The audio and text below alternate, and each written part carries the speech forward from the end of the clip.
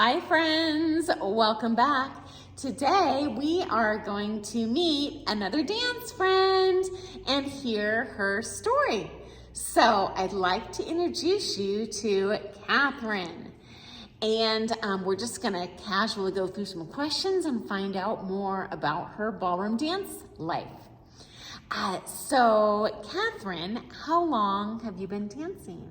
Well, that's a hard question to answer, and everybody always asks you, how long have you been dancing? And the answer really is, well, like, when did I start, which was like 35 years ago, or how many years have I actually been dancing? Because a lot of us, we will start like in college, which is when I started. But then, you know, life things happen and you get busy with kids, or you get busy with a job that makes you travel. And so you don't get to dance as much as maybe you did at the beginning. And so I actually had like a 15-year gap where I didn't dance at all. And one of the things that was so joyful and inspiring was that I remember the night that I went to a social dance again after 15 years of not dancing, and I was so terrified. And it was amazing how much of the dance skill was still there in muscle memory. And I just went out there and, you know, there were some great leads and some very patient leads as well. And I felt like I, you know, hadn't even left dancing at all, so.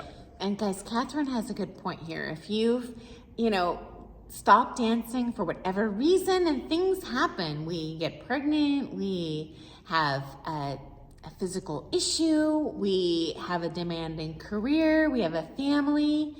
Dancing is a lot like riding a bicycle. Like, once you learn it, it's actually a heck of a lot easier to do it the next time you try. Will it be perfect? No, but way easier. And so, Catherine, you mentioned that you started dancing in college. Was that just an introductory group class? Was that a team?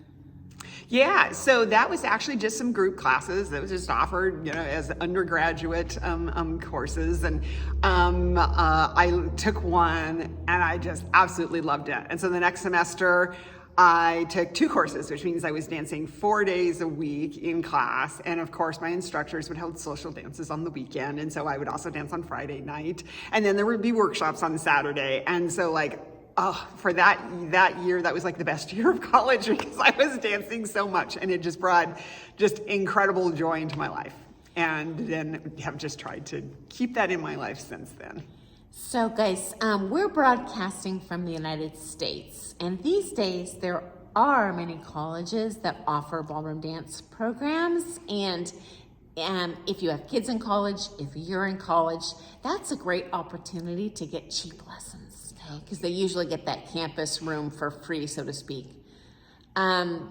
And so you just did classes. Now, did your college offer a ballroom dance major, or were they just electives? I was just doing it as electives, and I'm pretty sure they had a dance program. It was a relatively large university, and they had a dance program. I don't know if they had a ballroom major, but they definitely had a dance major. But I was doing my science majors and stuff, and this was literally, you know, like you're saying, just extra courses for fun. So. And guys, again, I'm speaking from the perspective of the United States, the USA. We do have some universities here that actually offer majors in ballroom dance. BYU probably has the largest program in the country, although interestingly, the vast majority of people in that program do double majors, and they never actually become professional dancers. Some of them do, but the vast majority don't. I think that's very interesting that most professional dancers don't come out of that university system. And I have shared other videos that have shared kind of the most common ways people do become professional dancers. So Do you, have you ever competed, or do you just take classes? Do you social dance, Catherine? Yeah, so I've never competed, and I don't know, maybe that's in the cards sometime in the future. But I take Sunny's competitive classes because she teaches technique in the way that I want to learn it. And the reason that I want to learn it that way is that I have found that when you do the figure correctly, like really, really correctly, oh my God, it just feels so good. And it allows you to dance with the music better. It gives you that musicality. And that's why I dance, is that I feel that music inside me when I'm dancing well. So I paid her to give me a positive reference. No. I'm kidding.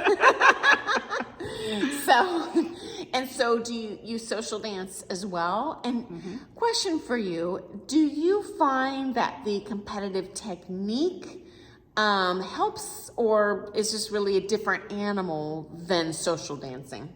I think it's a blend of both. I mean, there are some things that we focus on for people who are competing that you just don't do on the social floor unless you're dancing with somebody that is that level of dancing as well.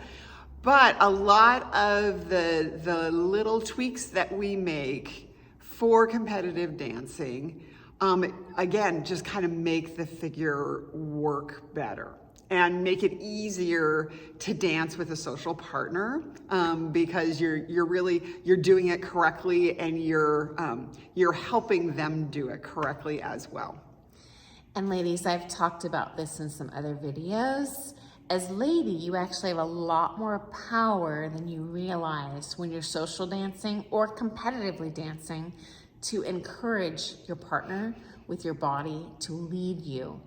You're not just a lamprey fish stuck to him, but you actually are an active co-pilot. So when I social dance, I'm like, oh, you're such a light follow. Ladies, I am doing my part. I am ramming my hip underneath of him.